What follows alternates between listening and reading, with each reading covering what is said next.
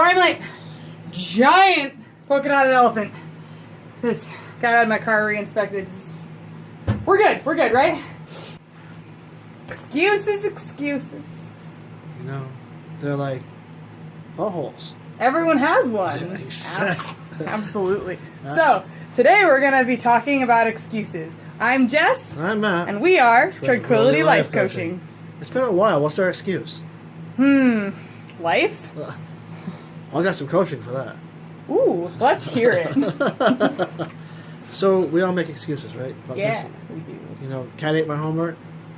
You know, It's rough. yeah, there's all sorts of stuff. That excuse about what was it, pink elephant? Yes, giant pink elephant. Stuck Thank there. you very much. So there's a myriad of reasons why we make excuses. You know, we make some excuses when we're not motivated for a variety of reasons. Sometimes it protects us from failure.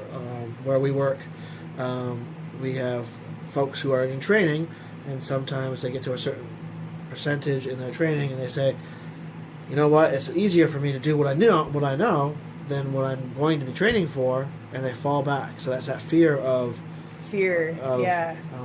doing something different, of being sufficient on themselves, and they like to blame it on some of the instructors. The instructor didn't instruct me the right way, or something else was wrong. So the excuse is to deflect that kind of Yeah, fear of moving on, but also, just avoiding general discomfort. People would much rather blame something else than sort of look within themselves and be like, I need to wake up earlier to not be late. Instead, they're going to blame it on a giant fictional elephant. Right. Pink elephant, Right. excuse me. So, You shift that focus. right. So, I guess this all goes back to mindfulness in general. We're going to focus on excuses for right now. And now let's move on to, sometimes it is actually helpful to make an excuse, though. So, when is that? And sometimes it helps us preserve a goal. So we might be not doing the full goal, but it allows us to kind of think about what we're doing and succeeding on pieces of it, and then be able to kind of step back and say, I made some progress. It kind of preserves the original goal for us to keep doing stuff. And when we make it long term, there's definitely some issues with making long-term excuses. For example, it could be if I make a lot of excuses to you about why I'm late and this, that, and the other thing, your perception of me is going to change.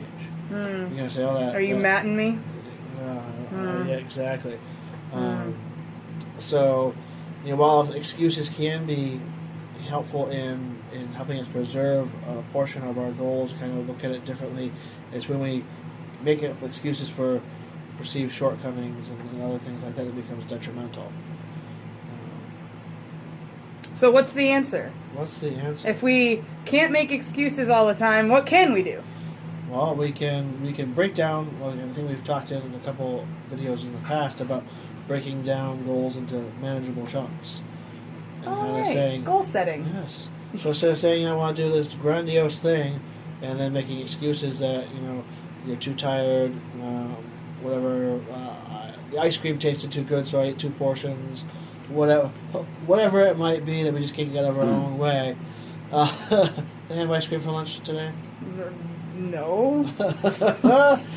So, you break it down to manageable chunks. So you take a goal, like you want to lose weight. So what are 4 different pieces that can go into doing that? So I'm gonna drink more water.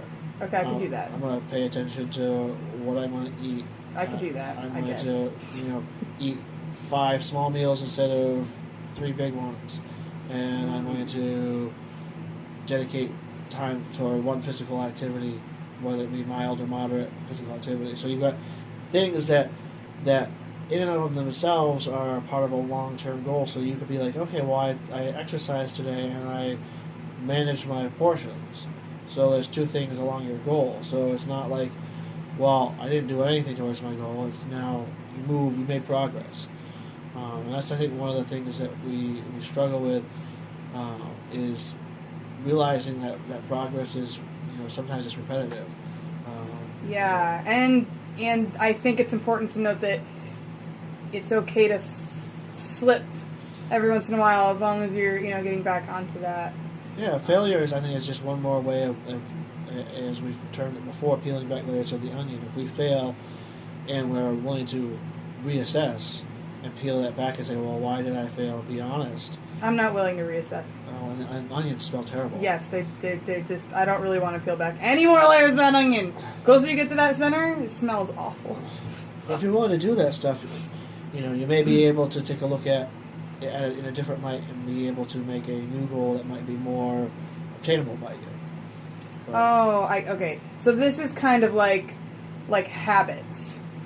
yeah, I think So because excuses are sort of like habits. Like the more you do them, the more you get into the habit of making an excuse, right? Exactly. So, but I think that enough research is out there for us to know about to be able to say confidently that just being mindful that you make excuses and wanting to change it is enough to alter the behavior enough so you can make that goal for yourself and also continue through with it, even if it's only once a day or even once a week. You can start not making excuses anymore and be more mindful of yourself. Yeah, and I think that's the key thing is risk being honest with yourself and looking at the situation and saying, hey, yeah, I am making an excuse.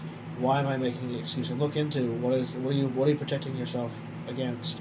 Do you feel that it's something that you've made the goal too grandiose? So I think that the biggest thing is being comfortable with ourselves to the point where we're the ones that need to look at ourselves in the mirror when we wake up in the morning and deal with ourselves. So why not start with ourselves and not worry about what everybody else thinks? Because in this day and age, everybody else does. They got the phones and they're on Facebook and telling us how we look and what we should eat and what makeup we should wear.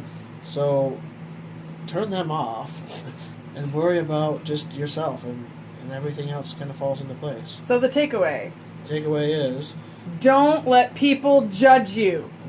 And stop making excuses for yourself.